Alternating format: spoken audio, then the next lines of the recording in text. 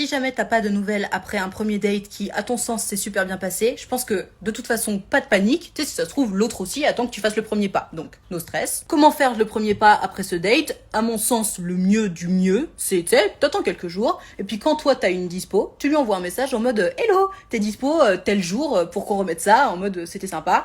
Et puis c'est tout en fait. On n'est pas obligé de se raconter notre vie par message. Ce qui compte, c'est de se voir. Et à partir de là, toujours les mêmes règles. Hein. Si la personne est en mode bah grave, je suis dispo, tant mieux, ultra green flag. Maintenant, si c'est ah je sais pas, je te redis ça, on verra. Oh, de toute façon, après ce message-là, seul le résultat compte. Soit in fine, vous réussissez à trouver un jour, une heure, un lieu pour vous retrouver, ben tout va bien, tu vois, green flag. Si c'est je te redis ça, bref, que vous avez pas de date et de lieu et d'heure, c'est que ça sent pas très bon, donc tu peux retenter quelques jours plus tard, mais attention quand même.